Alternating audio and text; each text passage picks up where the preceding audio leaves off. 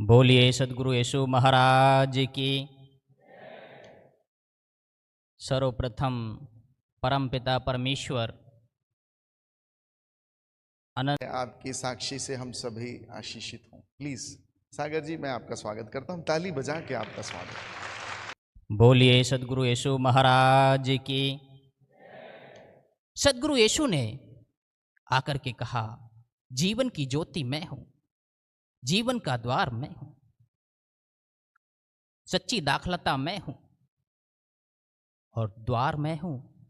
प्रियो, आप वो जल्द आने वाले हैं। मैं तो सिर्फ ये बताना चाहता हूं, ये मारे, कांटों का मुकुट पहनाया, क्रूस पर चढ़ाया, ये विधिवत तरीके से आप जानते हैं।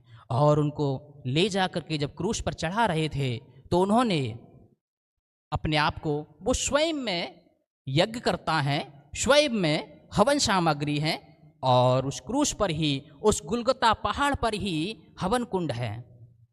जो आपका रिश्ता बिगड़ गया था, वो अदन की वाटिका से लेके गुलगुता पहाड़ तक सुधार दिया। 39 कौड़े खा करके यूं सुधार दिया उन्होंने, कांटों का मुकुट पहना करके सुधार दिया, क्योंकि उनको अपने आप को दे करके और वो वाली बात पूरी करनी थी कि मैं ब्रह्म हूँ, मैं हूँ, मैं हूँ। ब्रह्म अर्पणो ब्रह्मणा ब्रह्म हवि ब्रह्म समादना। मैंने अपने आप को हवन कर दिया, और हवन करने से पहल करके उन्होंने सिर को झुका कर कहा,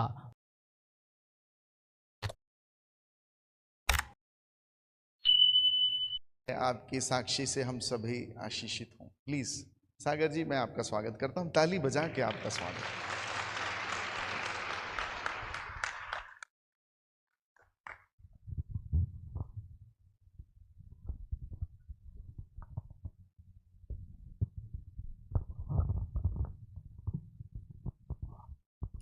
बोलिए सदगुरु यीशु महाराज की। सर्वप्रथम परमपिता परमेश्वर अनंत कोट ब्रह्मांड नायक, उसको मैं उसके चरणों में साष्टांग दंडवत प्रणाम करता हूँ। तत्पश्चात हमारे जो मंचासीन हैं महानुभव और आदरणीय विशप जी, हमारे आदरणीय गुरु जी प्रणाम, आदरणीय संत आलोक जी और हमारे प्रिय पराग जी, आप सभी को सदगुरु यीशु के नाम में सागर का जय यीशु। आप सभी संतों और महंतों को संत सागर संगम का कोटि कोटि प्रणाम। हम सबसे प्रथम में सदगुरु की वंदना और मंगलाचरण करना चाहेंगे, यदि आपका आदेश हो तो। तुमेव माता च पिता तुमेव, तुमेव बंधु च सखा तुमेव, तुमेव विद्या द्रवणम तुमेव, तुमेव शरो मम मम देव देव। अखंड मंडलाकारं व्याप्तं ऐन चराचरं, तत्पदं दर्शितं ऐन तस्मै श्री गुरुवे नमः। जग्गैन जगमया देवस्थानी धर्माणि प्रथम न्याय संतः नाम महिमान संयंत्र यत्र पूर्वे साध्य सन्ति देवा, तह नाम महिमान संयंत्र यत्र पूर्वे साध्य सन्ति देवा। तत्पुरुषाय विद्महे परमेश्वर पुत्राय धीमहि, तन्नो ईशु प्रचोदयात्। नाना सुगंधम यथा कलोतीषु च पुष्पांजलि गृहं परमेश्वरम्, तत्विधि प्रणपातन परिप्रश्न सेवया उपदीक्षन्ति ज्ञानम ज्ञाना हि तद्दर्शना। ऊर्ध्वमूलम मधुशाखम अश्वतम प्राहु अव्यम छंदासी यस्पर्णानि, वेद सायतम वेद्य वेद विद। मैं अपनी साक्षी में जाने से पहले हमारे गुरुजी जो ऊर्ध्वमूलम है, काठ के ऊपर लटके हुए ऊर्ध्वमूलम अधोशाखम अश्वत्थम प्राहु अव्यम, उस काष्ठ पर लटके हुए दिव्य पुरुष को मेरा कोटि कोटि प्रणाम है। उसके चरणों में मेरी पुष्पांजलि अर्पित और समर्पित हो। मेरा नाम संत सागर संगम है। मेरा जन्म उत्तराखंड ऋषिकेश से। जब मैं 6 साल का था तो हमारे माता पिताजी एक बस दुर्घटना में चले गए, इस संसार को त्याग के। मैंने अपने गुरुजी के पास रह कर के शिक्षा और दीक्षा ली और एक गुरुकुल से मैंने आचार्य किया संस्कृत से। उदासी अखाड़े से हमने दीक्षा ली और दीक्षा लेने के बाद में 5 साल तक शांति कुंज हरिद्वार से मैंने पढ़ाई की संस्कृत में। मेरे गुरुजी के जाने के बाद उन्होंने जब संसार को त्यागा तो मैं उनके गद्दी पर रहा, उनका गद्दी नशीन रहा। और उसके बाद में उसी समय के दौरान मैं वृंदावन में भी गद्दी नशीन रहा एक मठ में। और जब मैं वृंदावन में एक मठ में अपनी सेवा दे रहा था साधु के रूप में, उसी समय काशी में एक संत सम्मेलन हुआ और संत सम्मेलन के समय में सभी संत एकत्रित हुए और हमारे जो महंत जी थे उन्होंने ये चुना कि आपको सुबह महंत बनाएंगे। जिस सुबह मुझे महंत बनाना था उसी रात में मुझे तेज से पेट में दर्द हुआ और उन्होंने कहा चलो तुमको एडमिट करवाते हैं। तो मैं काशी में बीमार हुआ और उन्होंने जयपुर में एडमिट करवाया लाके। अभी वो जो भी उनका इलाज था वो तो कर ही रहे थे अपना, लेकिन एक व्यक्ति ने मुझे आकर कहा कि संत जी तुम्हें कोई मारना चाहता है। तो मैंने सोचा मुझे कैसे कोई मारना चाहेगा। हमारा सिद्धांत ये होता था कि यदि हम किसी को कोई नुकसान पहुंचाएंगे, हानि पहुंचाएंगे, तभी हमको कोई हानि पहुंचाएगा, ऐसा हमारा सिद्धांत था। लेकिन ड्राइवर से मैंने कहा तो ड्राइवर ने कहा हाँ ऐसा है, तुम्हें सच में कोई मारना चाहता है। मैंने उस नर्स से कहा कि ये आप कैनुला हटाइए यहाँ से, मैं जाना चाहता हूँ। और उसने विरोध किया जाने का, उनके स्टाफ ने भी विरोध किया। तो मुझे लगा कि ये है कुछ तो इनका हो सकता है। ड्राइवर से मैंने कहा मैं चला जाऊँगा, उसके बाद आप आ जाना। मैं चला गया, उसके बाद वो सब आए और हम जीवी पंथ हॉस्पिटल में गए। वहाँ जाके पता चला कि तुमको किसी ने नीला थोता खिला दिया है। और नीला थोता एक धीमा जहर होता है जिससे आदमी धीरे धीरे मरता है। उन्होंने कहा बोला पूरे आपके बॉडी में, पूरे शरीर में जहर फैल रहा है तो कुछ ऑपरेशन करने पड़ेंगे। उन्होंने एक जगह से ऑपरेशन भी किया गॉल ब्लैडर को निकालने के लिए और उन्होंने उसे निकाल के बाहर किया। फिर वो बाइल बनने लगा तो इधर से एक ड्रेन लगाई और उसके साथ में एक डब्बा लगाया। फिर वो बाइल यहाँ पसलियों में इकट्ठा होने लगा तो यहाँ से भी एक ड्रेन लगाई और एक डब्बा उसके साथ बांधा। फिर उन्होंने एक ड्रेन यहाँ से लगाई और उसके साथ भी एक डब्बे को बांध दिया, एक ड्रेन यहाँ से लगाई। ये 4 डब्बों को लेकर के मैं ऐसे लेटा रहता था हॉस्पिटल में, वो डब्बे ऐसे ऐसे रखे रहते थे। आप इस बात की विचार कर सकते हैं कि एक डब्बे में जो बाइल निकलता रहता, बॉडी से जितने भी पदार्थ निकलते वो बड़े खतरनाक होते हैं, तो वो इकट्ठे होते रहते थे। जैसे भी शिष्यों ने अपनी स्तर की सारी उन्होंने सेवा दी, काफ़ी समय तक वो सेवा देते रहे। और जब मैं बीमार था उसी समय में एक नर्स आती थी हमारे पास में। उस नर्स ने कहा कि मैं तुम्हारे लिए प्रार्थना करूं। हमने सोचा कोई रही होंगी और उन्होंने कहा, बार बार कहती रही कि हम प्रार्थना करें आपके लिए। और वो हमसे एक ही बात कहती थी, परमेश्वर जिंदा है और मैं जिंदा परमेश्वर के नाम से तुम्हारे लिए प्रार्थना करूं, आप ठीक हो सकते हैं, इस बात को वो कहती। तो चेलों ने कहा, वो समझ गए कि ये विदर्भी व्यक्ति है, इसको यहाँ से बाहर करो, आधे से ज़्यादा तो बीमार होने का कारण ये व्यक्ति है। उन्होंने ऐसा बताया मुझे। लेकिन वो सेवा में निपुण थी, तो पहले दिन में 5 बार आती थी लेकिन 2 बार आने लगी। उनके जीवन से, उनकी प्रार्थना से हमने 3 बातें सीख पाई। 2 बातें आप छोड़िए, वो आपको भी समझ में नहीं आएंगी क्योंकि हमें नहीं आई आज दिन तक। एक इतना ही मुझे समझ में आता था कि परमेश्वर जिंदा है और जिंदा परमेश्वर के नाम से हम प्रार्थना करें। इसके सिवा वो 5 मिनट तक स्तोत्रम परशुद्धम, तो वो मुझे भी आज दिन तक समझ में नहीं आया कि उन्होंने मेरे लिए लगभग 1 महीने से 1.5 महीने तक प्रार्थना की। इसलिए वो 2 बातें मुझे याद हो गई। और ये परमेश्वर जिंदा है, ये तो वो हिंदी में बोलती थी, इसलिए मुझे याद रहा आज दिन तक।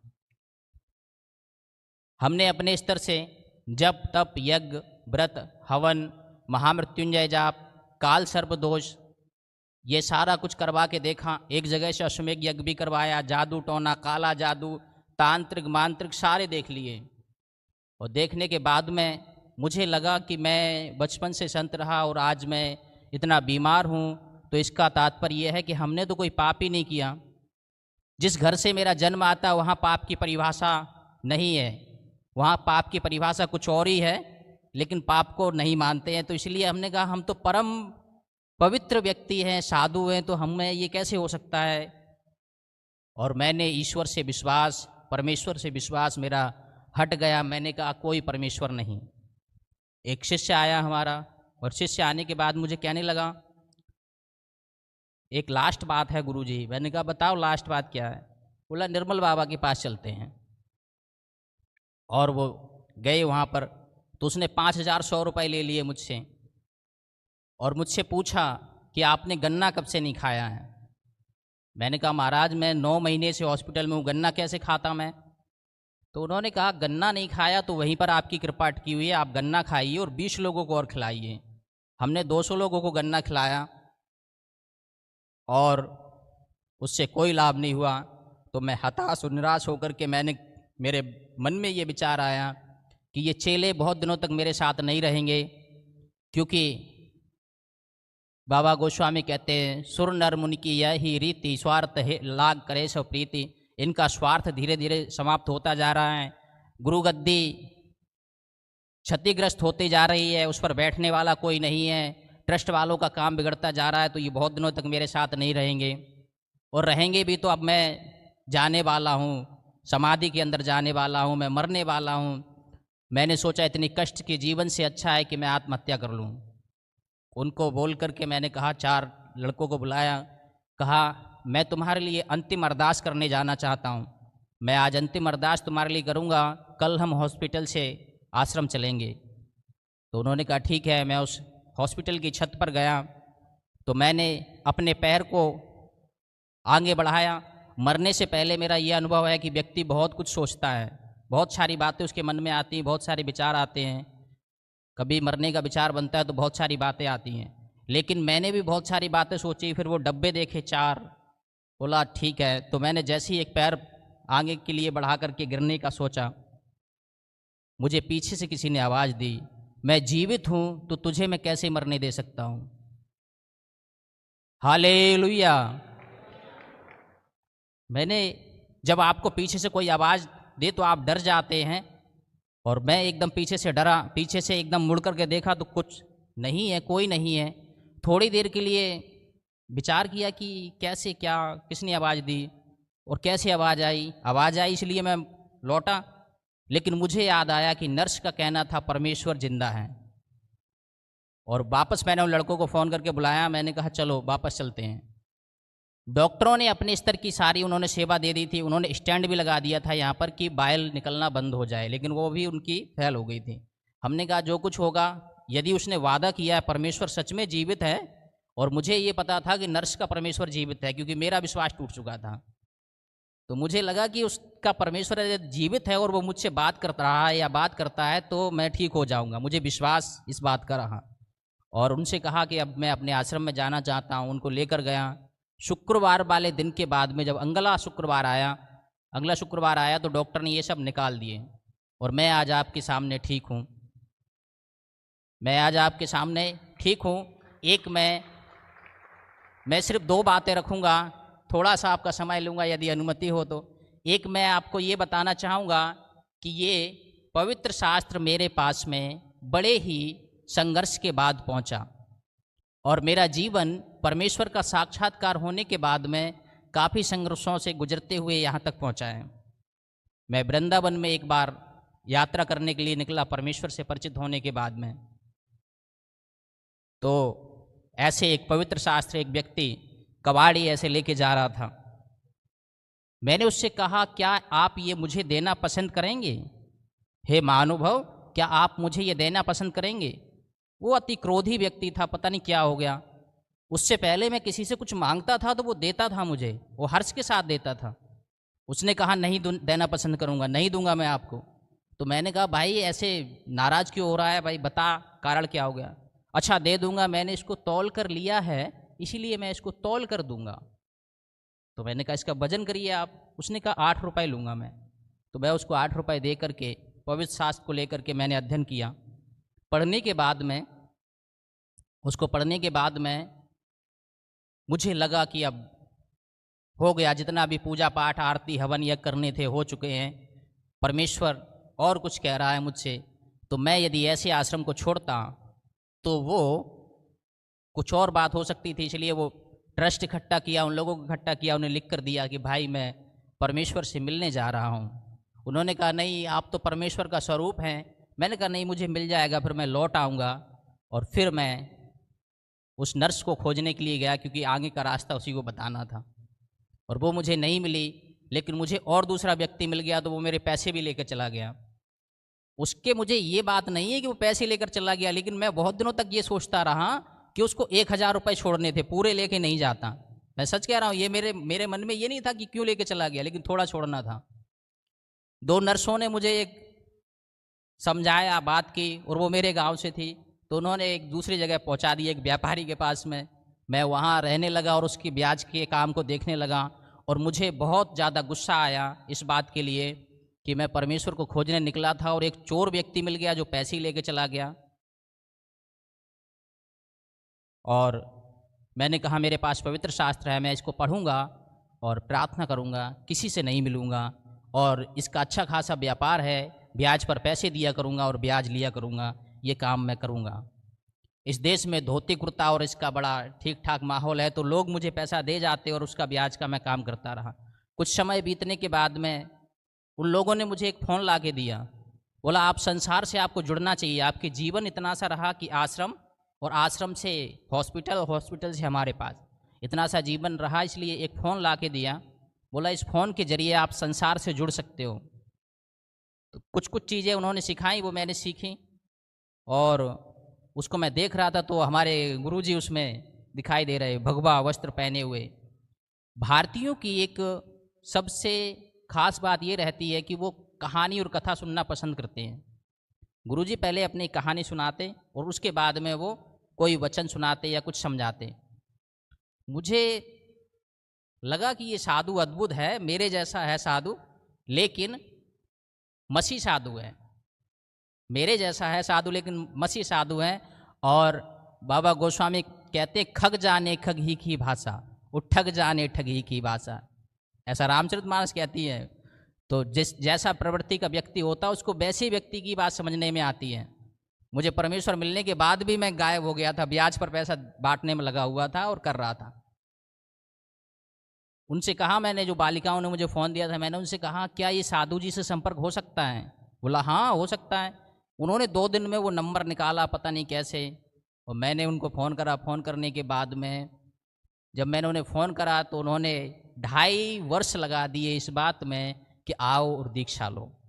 2.5 वर्ष हमारी बातचीत होती रही, तब उन्होंने दीक्षा दी, और दीक्षा के बाद में मैं आज आपके साथ में हूँ। कई सारी बातें हैं इस जीवन में।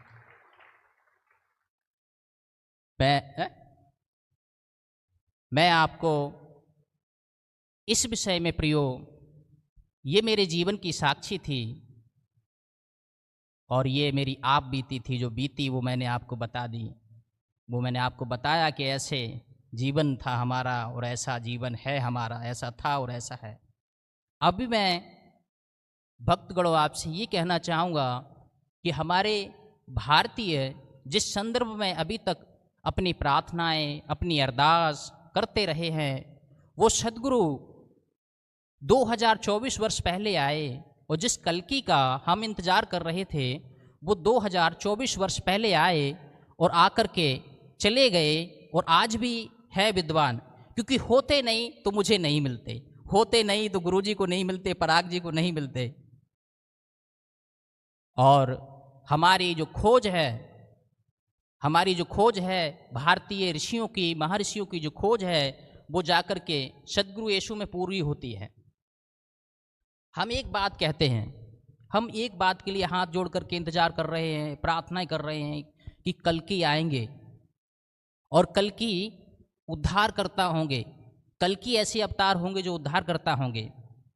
तो उनके लिए एक श्लोक मैं इसमें से पढ़ूंगा भविष्य पुराण का, बाकी अनुवाद मैं करूँगा और कुछ एक श्लोक और मैं पढ़ूँगा।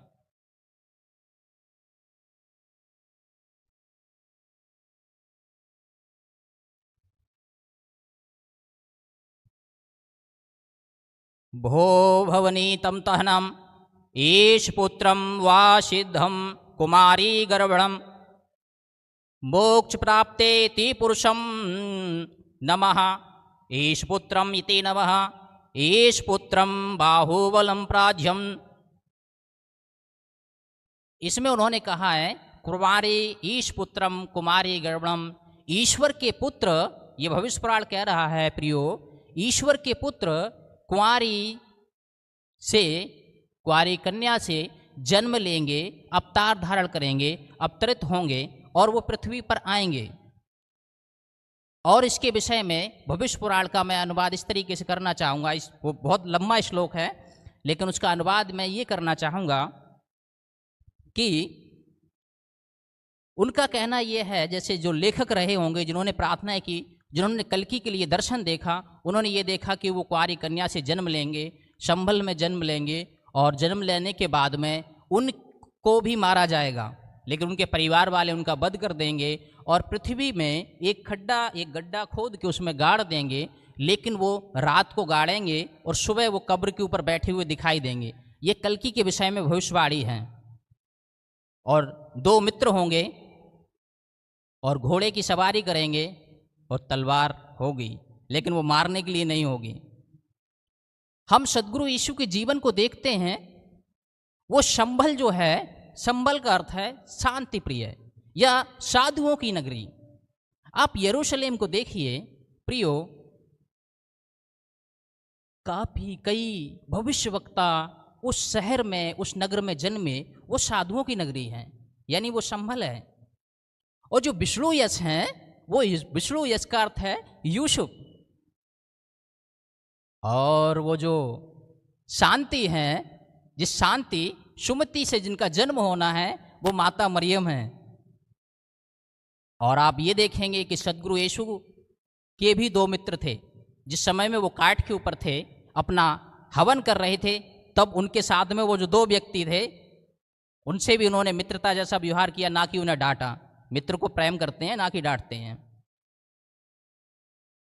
और अंत के समय में प्रकाशित वाक्य कहता है, संत यूहन्ना ने बड़ा ही सुंदर लिखा है। महात्मा यूहन्ना कह रहे हैं कि वो आएंगे और घोड़े पर से सवार होकर आएंगे और उनके मुख से तलवार निकलेगी। तो सारी भविष्यवाणियां सद्गुरु यीशु की, कल्कि की सद्गुरु यीशु में पूरी हो रही हैं। 2 बातें और बताऊंगा मैं। 2 श्लोक और हैं जिसमें कहते हैं, लिंगम छेदी शिकाहीना श्रमशुद्धारी सदूषिका उच्चलापी शरो भक्षी भविष्यति जरोम। एक और ये श्लोक आता है कि मुझे थोड़ा अभद्रता में मत ले जाना, लेकिन उसमें ऐसा ही लिखा हुआ है कि परमेश्वर का जो अवतार और कल्कि का जो अवतार होगा, वो खतना सहित होगा, खतना हुआ रहेगा। आप जो अवतारों का वर्णन आता है, उसमें सिर्फ यीशु जी का, सद्गुरु यीशु का खतना हुआ। 8वें दिन महात्मा लूका लिख रहे हैं, उन्होंने लिखा 8वें दिन सद्गुरु का नामकरण हुआ और उनका खतना किया गया। ऐसा संत लूका लिख रहे हैं, महात्मा लूका लिख रहे हैं। महात्मा जी ने बड़ा ही अच्छा वर्णन किया। तो जो लिंगम छेदी शिखाहीना का तात्पर्य है कि वो यीशु है। शिखाहीना सर्वशुद्धारी सदूषिका, यानी ना बाल कटे होंगे और ना दाढ़ी और ना मूछ कटी होगी।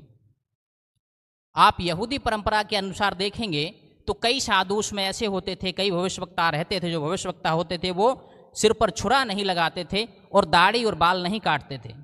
श्रमशुद्धारी सदूषिका उच्चलापी, आज पढ़ा लिखा समाज है, उच्च लापी का यदि अर्थ करेंगे तो उच्च धन लापी। उच्च लापी का अर्थ होता है जो ऊंची ऊंची आवाज में आवाजें लगा करके आपको बुलाए। आप सद्गुरु यीशु का जीवन देखिए प्रियो, एक पर्वत पर विराजमान है सद्गुरु, और एक पर्वत पर विराजमान होकर के वहाँ 5000 पुरुष हैं, स्त्रियों और बच्चों की कोई गिनती नहीं है। और एक जगह से वो, तब ऐसी व्यवस्थाएं नहीं थी जैसे मैं आपसे बात कर रहा हूँ, लेकिन सदगुरु एक जगह से 5000 पुरुषों को संबोधित कर रहे हैं, यानी उच्चलापी सदगुरु हैं। सर्वभक्षी सदगुरु जीवन में आए और उन्होंने उपवास की जो भी परिभाषा दी वो ठीक है, लेकिन अपने जीवन में वो दोनों चीजों का आहार करते थे, सर्वभक्षी शाकाहार भी और मत्स्य को भी। वो मेरे गुरुजी समझ गए होंगे, वो दोनों चीजों को ग्रहण करते थे। आज दिन तक जितनी भी जो भविष्यवाणियां भविष्य पुराण की हैं वो सदगुरु के जीवन में आकर के वो पूरी होती हैं। एकम ब्रह्मा द्वितीय नास्ति ना तस्य प्रथमास्ति ना जनाति ना जनायम। वो एक ब्रह्म है, उसके जैसा दूसरा नहीं है, और वो तुम्हारे लिए बलिदान देने के लिए आएगा। एक बात के बाद में दूसरी बात बोलने के बाद में मैं समाप्त करूंगा। एक और श्लोक हमेशा हम कहते रहते हैं, 2 श्लोक हैं जिसमें एक कहते हैं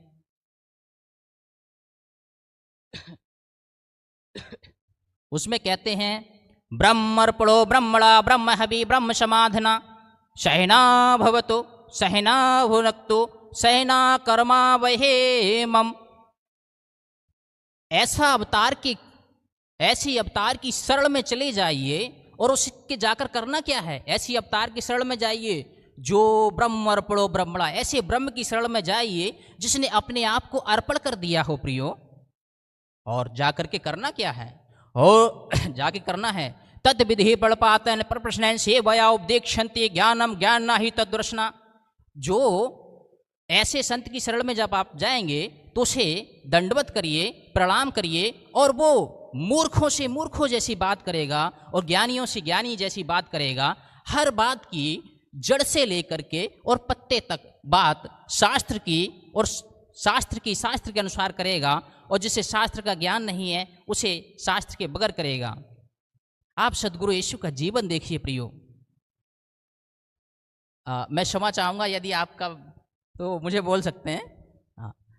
सदगुरु यीशु का जीवन देखिए प्रियो। उन्होंने जब वो शास्त्रों की और मूर्खों की, शास्त्रियों की मूर्खों की, दोनों की बात कर रहे हैं।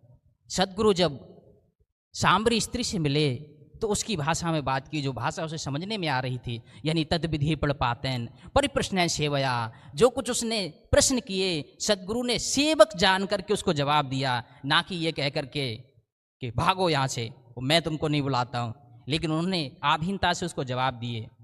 लेकिन वही सदगुरु ने छंदासी यश प्रणानी वेद साहित्यम वेद या वेद, जब शास्त्र से बात करने की बात आई तो उन्होंने निकोदेमस से बात की और विधिवत तरीके से समझाया, और फिर उसे दंडवत करिए जिसने अपने आप को अर्पण कर दिया हो। सदगुरु यीशु को आप क्या कहते हैं मुझे पता नहीं, लेकिन मैंने ये समझा है कि उनको क्रूस पर यहूदियों ने नहीं चढ़ाया था, उन्होंने अपने आप को स्वयं में अर्पण किया था। क्योंकि भारतीय ऋषि प्रियो ये कहते रहते हैं, उनका कहना है अहम ब्रह्मास्मि।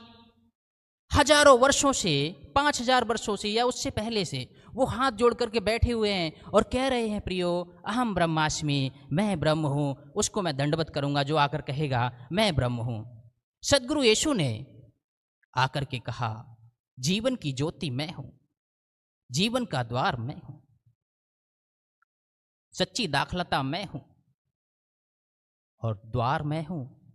प्रियो आप देखेंगे उन्होंने ये भी बात पूरी की कि मैं हूँ। अब जब वो मैं हूँ तो उसको दंडवत करना चाहिए, और जो अर्पण करने वाली बात है, अपने आप को देने वाली बात है, उसको भी मैं हूँ से जोड़कर यदि आप देखें तो आप ये देखेंगे कि गतशमनी के बाग में सदगुरु अपने 11 शिष्यों के बीच में हैं और सैनिक आकर पूछ रहे हैं, सैनिकों से वो पूछ रहे हैं।